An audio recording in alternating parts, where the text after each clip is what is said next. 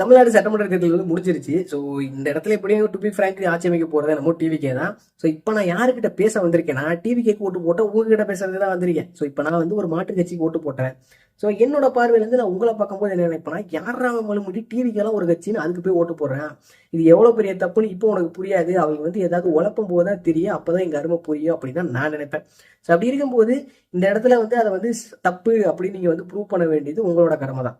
இதுக்கு மேல நாங்க என்னடா பண்ண முடியும், நான் ஓட்டு தானடா போட முடியும், நல்லது பண்ண வேண்டியதெல்லாம் இனிமேல் கட்சிக்கு பொறுப்புடா அப்படின்னு சொன்னீங்கன்னா அங்கதான் நீங்க வந்து மாட்டிக்கிட்டீங்க.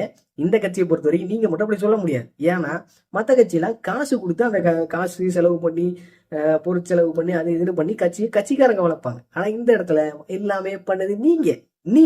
ஸோ விர்ச்சுவல் வாரிசுன்னு கிளம்புனது நீ தான். ஸோ உன் குழந்தை சொல்லுதுன்னு ஓட்டு போட்டது நீ தான். உன் குழந்தைய விட்டு பிரச்சாரம் பண்ணது நீ தான். நீயே போய் பக்கத்து கூட ஏற்ற ஒன்று பிரச்சாரம் பண்ணது எல்லாமே நீ தான்.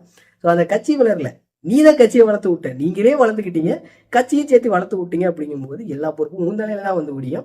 ஸோ இப்போ வந்து கடைசி என்ன நடக்கும், இவனுங்க வந்து தற்கொலை பசங்க ஓட்டு போட்டு ஜெயிக்க வச்சு இந்த மாதிரி நாசமா போயிடுச்சு அப்படிங்கிற அந்த பேச்சு வந்து வந்துச்சுன்னா அதுக்கு காரணம் எல்லாம் நீ தான், உன்னே தான் திட்டுவாங்க.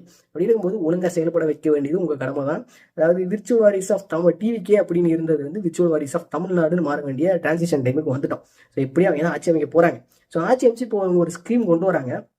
அந்த ஸ்கீம் வந்து மக்களுக்கு ரொம்பவே நல்லது பண்ணும். ஸோ அதை வந்து மக்களுக்கு கொண்டு போய் பரப்பணும், சேர்க்கணும். அப்படிங்கிறப்போ அந்த இடத்துல நீங்கள் வந்து அந்த கவர்மெண்ட்டோட கை கோத்து நீங்கள் வந்து வேலை செய்யலாம். ஆனால் வந்து நீங்கள் ஒருவேளை அந்த ஸ்கீமில் ஏதோ ஒரு தப்பு இருக்குங்கிற பட்சத்தில் இன்னமும் எங்கள் அண்ணன் அது இதுன்னு சொல்கிறத விட்டுட்டு இப்போ ஒரு டிவோர்ஸ் கேஸில் எப்படி அண்ணனுக்கு ஒன்றுனா அண்ணனே விட்டுவோன்னு அப்படியே அகைன்ஸ்டாக திரும்புறீங்களோ அதே மாதிரி இந்த இடத்துல நீங்கள் வந்து ஒரு அன்ரெஜிஸ்டர்டு எதிர்கட்சியாக நீங்கள் வந்து செயல்படணும் அப்படின்னு என்னோட வேண்டுகோள். ஸோ இப்போ வந்து நீ என்னடா ஒரு 7000 சப்ஸ்கிரைபர் வச்சுட்டு இன்னும் இந்த பேச்சு பேசிக்கிட்டு இருக்கிறா அப்படின்னு கேட்டிங்கன்னா, ஸோ இந்த இடத்துல நீங்கள் தப்பு பண்ணுறீங்க. ஸோ மெச்சூர்டாக ஹேண்டில் பண்ணுங்க. எவன் வந்து ஒரு சஜஷன் சொன்னாலும் அது வந்து அக்செப்ட் பண்ணிக்கிற மனநிலைக்கு வாங்க. ஸோ ஏதாவது ஒரு பிரச்சனை அப்படின்னு ஏதாவது சின்ன ஒரு இதெல்லாம் ஒரு பிரச்சனை அப்படின்னு கேட்காம எல்லா பிரச்சனையும் இழுத்து போடுங்க. யார் ஒரு சஜஷன் சொன்னாலும் அது வந்து எடுத்துங்க. உங்களுக்கு அந்த மேலிடத்துல வந்து தொடர்பு இருக்கு அப்படிங்கிற பட்சத்தில் நீங்கள் அதை கொண்டு போய் சேர்க்க ட்ரை பண்ணுங்க.